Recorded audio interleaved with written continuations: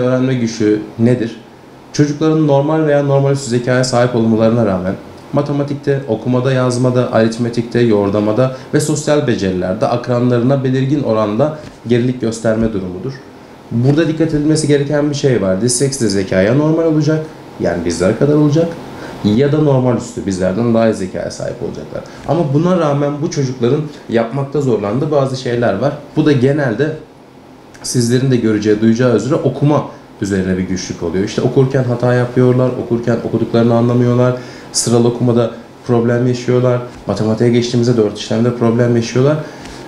Disleksi böyle bir şey. Biz yanlış bilinenlerden bahsetmek istiyorum. Bir tanesi, disleksi bir zeka geriliği değildir. Tanımında ne demiştik? Zeka ya normal ya da normal üstü olacak. Diğeri, disleksi hastalık değildir. Hastalık olmadığı için bir tedavisi yok. Dolayısıyla bir ilacı yok. Yani bazen duyuyoruz, çocuğumda disleksi var, doktor bize ilaç yazdı. Çocuğumda disleksi var, bu ilacı kullanmaya başladım. Ya da artık disleksi ilacı kullanıyorum falan. Bunların hepsi yanlış bilgiler. Dislekside ilaç yoktur. Eğer disleksinin yanında çocuğunuzun durumuna eşlik eden bir DEB varsa, dikkat eksikliği ve hiperaktivite bozukluğu, hekim dikkat eksikliği ve hiperaktivite bozukluğundan dolayı size bir ilaç yazmıştır. Bu ilacı bu yüzden kullanıyorsunuzdur. Dolayısıyla dislekside ilaç ve tedavi yok. Peki nedir bu disleksi? Bunu anlattık ama disleksinin belirtileri nedir? Nasıl ortaya çıkar? Hangi yaşlarda görülür? Biraz bunlardan konuşalım. Şimdi okul öncesi dönemde aslında disleksinin belirtileri var. Okul öncesi dönemdeki ilk belirtiye bakacak olursak emekleme belirtisi.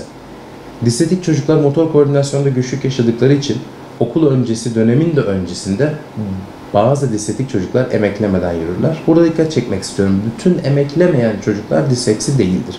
Ya da bütün disleksiler emeklemeden yürür demek istemiyorum ama belirli bir oranda gözle görülür bir fark var ki disleksik çocuklar bebeklik döneminde emeklemeden yürürler. Türkiye'de az önce bahsettiğim gibi okul öncesi dönemde biz belirtilerini bulabiliyoruz. Ve bu belirtileri gözlemlediğimiz çocukları risk grubuna alabiliyoruz. Bu çocuk risk grubunda, okul öncesi eğitimini ona göre düzenlenmeli diye. Ama resmi olarak çocuklar okula başladıktan sonra tanı alıp rapor alabiliyorlar. Bu da işte genelde 1. sınıfın 2. dönemi ya da 2. sınıfın başı gibi denk geliyor. Çocuklarla nasıl çalışılmalı? Aileler ne yapmalı? Nasıl tepkiler vermeli? Veya bu tanı kısmı ne zaman ortaya çıkıyor? Birazcık bunlardan bahsedelim.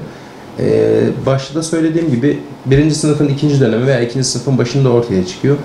Aile, biz olayın resmi kanalından bahsedelim. Bir çocuk psikiyatrisinden randevu almak zorunda. Çocuk psikiyatrisinden randevu, bir defa disleksik çocukları olan, buna dikkat eksikliği, hiperaktivite bozukluğunu da ekleyebiliriz yanına, olan ailelerin şunu bilmesi lazım. Mesela okuma hatası yaptığında, öğrenci çocuk okumaktan kaçtığında, okurken başım ağrıyor, midem bulanıyor dediği zaman bu çocuk gerçekten yalan söylemiyor. Çocukların inanmaları ve güvenmeleri lazım. Şöyle düşünün. Çocuklar, bazı disleksik çocuklar metinleri bizim gibi görmeyebiliyorlar. Flu görebiliyorlar. İşte titreşen, kıpraşan harfler duymuşsunuzdur. Veya işte nehir etkisi, aralarında boşluklar görüyor. Çünkü hecelemeyi bizim gibi düzgün heceye ayıramıyor.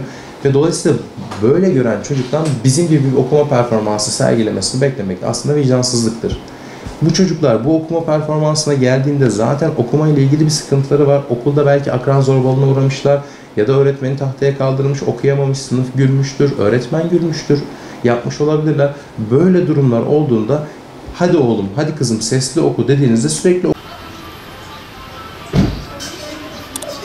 Eski model. Haydi oğlum he.